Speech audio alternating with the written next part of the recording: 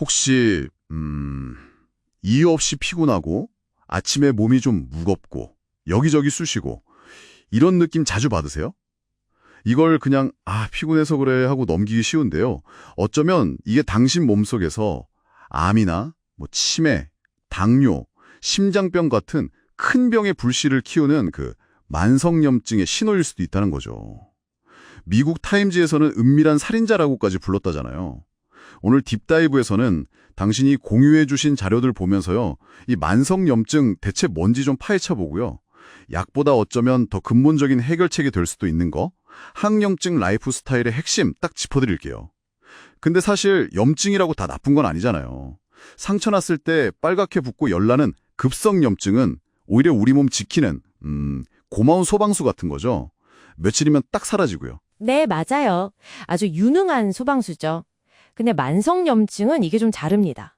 특별히 감염되거나 다친 데가 없는데도요, 우리 몸 어딘가에서 낮은 수준의 불이 계속 타는 상태.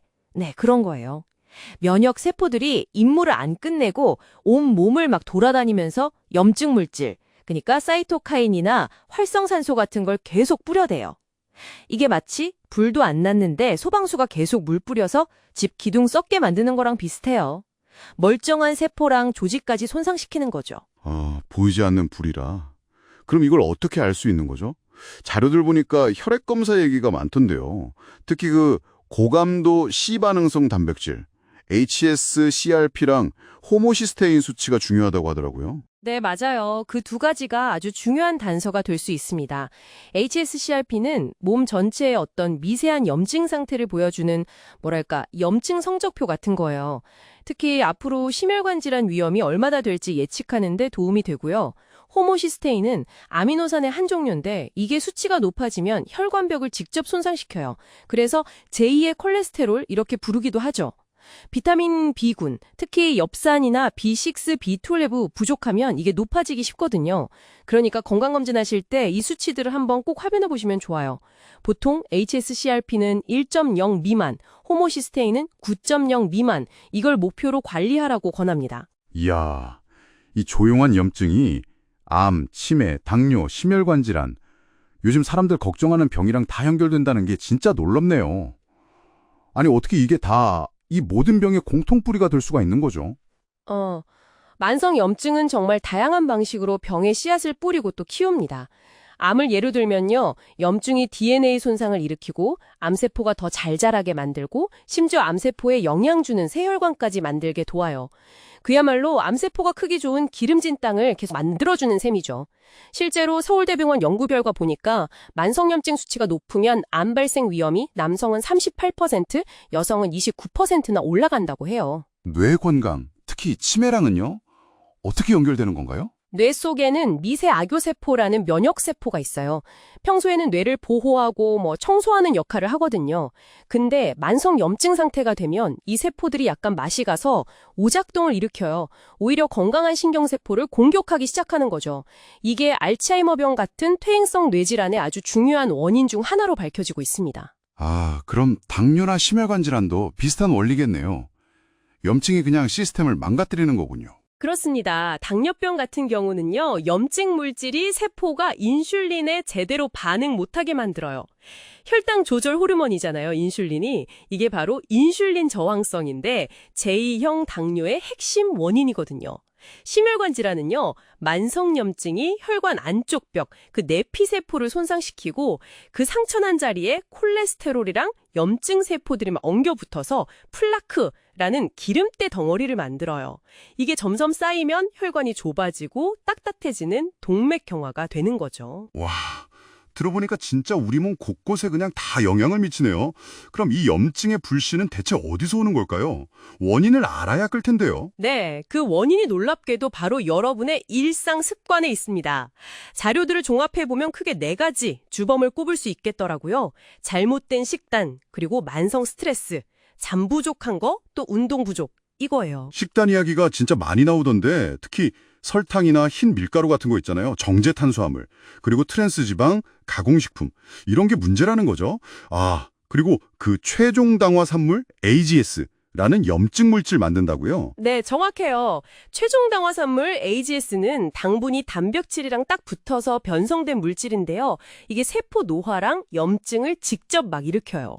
또 만성 스트레스는 우리 몸의 항염증 시스템을 조절하는 코르티솔이라는 호르몬 있잖아요. 거기에 대한 내성을 키워서 면역계의 브레이크를 고장내버리고요. 잠을 못 자면 몸이 스스로 청소하고 복구할 시간이 없으니까 염증성 사이토카인이 늘어나고요. 운동 부족해서 내장지방 쌓이면 그 지방 자체가 그냥 염증 물질 뿜어내는 공장이 되는 거예요. 원인이 습관에 있다면 해결책도 결국 습관 바꾸는 거겠네요. 항염증 라이프 스타일, 이게 핵심이군요. 그렇습니다. 가장 먼저 신경 써야 할 건 역시 식단이에요. 염증이 일으키는 오메가6 지방산. 이건 좀 줄여야 돼요. 옥수수 기름이나 콩기름 같은 가공 식물성 기름에 많거든요. 대신 염증을 막아주는 오메가3 지방산, 등푸른 생선이나 들기름, 아마슈 같은 거요. 이걸 늘려서 균형을 맞추는 게 중요합니다. 이상적인 비율은 한 4.1에 이하. 이걸 목표로 하시면 좋습니다. 자료들 보니까 항염증 효과 좋은 식품들도 딱 짚어주던데요. 등푸른 생선 당연하고 강황의 커큐민 성분, 또 녹색 잎채소랑 베릴류에 많은 폴리페놀, 마늘, 양파, 녹차 이런 거요. 네, 그런 식품들을 식단에 적극적으로 넣는 게 아주 좋죠. 식단 말고도 적당한 강도의 운동이 중요해요. 너무 심하면 오히려 안 좋고요.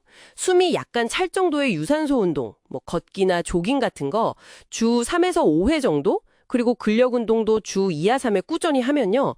내장 지방도 줄고 근육에서 마이오카인이라는 항염증 물질이 나와요. 아, 마이오카인. 그리고 수면이란 스트레스 관리도 빼놓을 수 없겠네요. 매일 비슷한 시간에 자고 일어나는 거, 자기 전에 스마트폰 같은 거 좀 멀리하고 이런 수면 위생 관리가 중요하고요. 스트레스는 어떻게 관리하는 게 좋을까요? 명상이나 복식호흡 같은 거 있잖아요. 그런 이완요법이 도움이 많이 됩니다. 이런 활동들이 우리 몸의 휴식 스위치, 부교감신경을 켜서 스트레스 호르몬인 코르티솔 분비를 줄여주거든요. 면역계 균형 잡는 데도 좋고요. 하루에 딱 10분이라도 꾸준히 해보는 게 중요합니다. 자, 정리해보면요. 결국 만성염증이라는 우리 몸속에 보이지 않는 불을 끄는 가장 강력한 힘은 병원이나 약이 아니라 바로 당신의 매일매일의 선택, 즉 일상 습관에 있다는 거네요. 식단, 운동, 수면, 스트레스 관리, 이걸 통해서 우리 몸 스스로 치유할 힘을 키울 수 있다는 건 참 희망적인 메시지 같아요. 맞습니다. 엄청 대단한 걸 할 필요는 없어요. 오늘 저녁 식탁에 채소 한 접시 더 올리는 거, 아니면 잠들기 전에 딱 5분이라도 조용히 호흡에 집중해보는 거, 이런 작은 실천이 변화의 시작이 될 수 있습니다. 자, 오늘 딥다이브를 마무리하면서 여러분께 질문 하나 던져볼게요.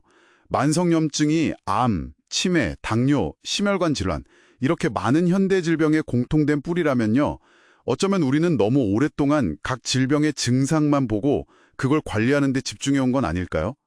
지금부터라도 생활 습관을 통해서 이 염증이라는 근본 원인을 먼저 선제적으로 다스리는 것, 이게 혹시 당신의 장기적인 건강을 위해서 할 수 있는 가장 강력하고 효과적인 투자가 될 수는 없을까요?